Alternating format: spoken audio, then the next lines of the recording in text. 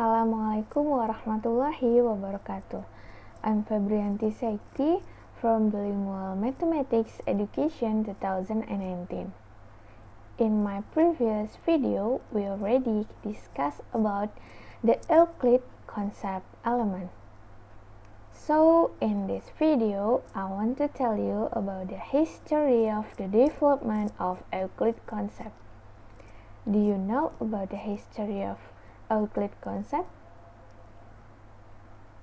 Alright, I will tell you about the history of the development of Euclid concept.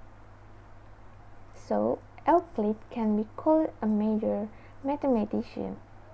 He is known for his legacy in the form of the work of mathematics that is contained in the book The Elements is monumental. The ideas poured into the book made Euclid considered the mathematics teacher of all time and the greatest Greek mathematician. Many of the theorems he described are the work of early thinkers, including Thales, Hippocrates, and Pythagoras in the Elements.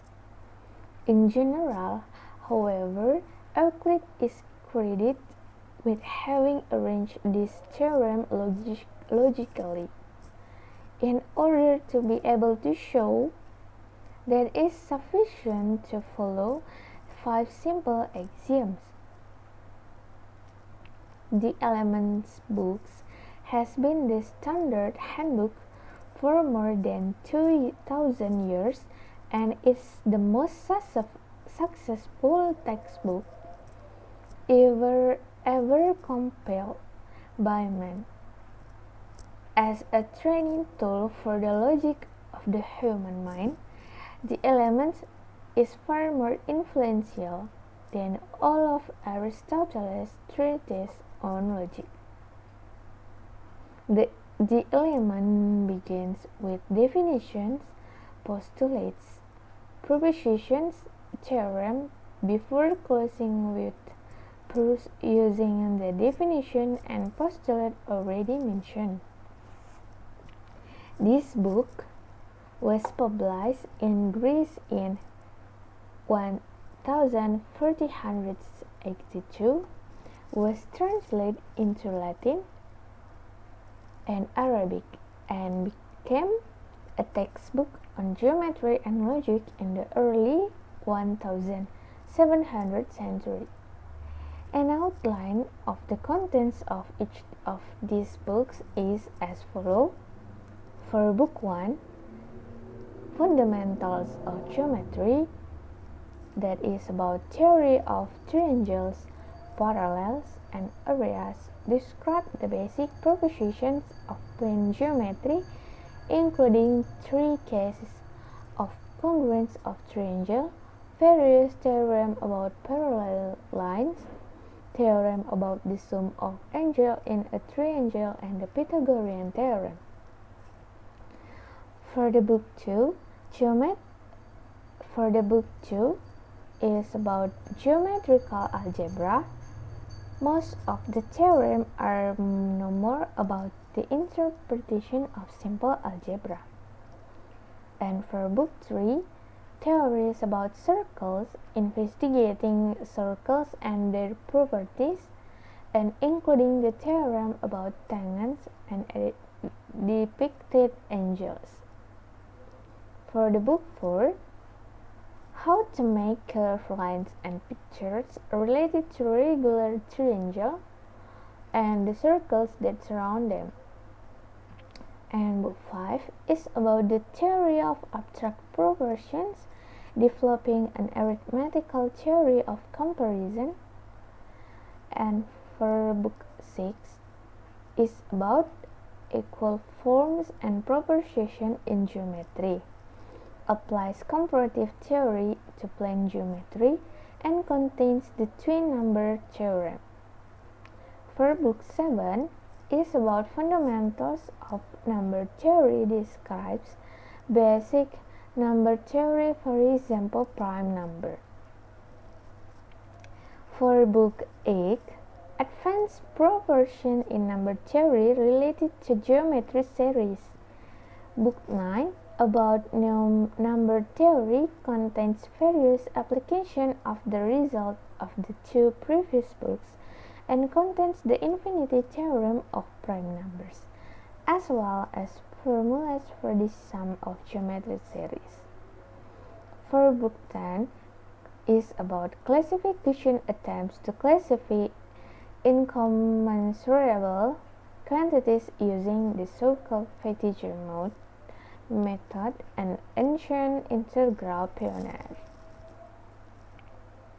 Next, for the Book 11, three-dimensional geometry, calculating the relative volume of cones, pyramids, cylinders, and spheres using the Febriyanti method. For Book 12, measuring shapes, and the last book is Book 13, is three-dimensional forms examines what are commonly called the five Platonic solids. So that's there are 13 books of Euclid, and Euclid set out 5 postulates, which later became the subject of discussion. In order to avoid misinterpretation, the 5th postulate is also present in English.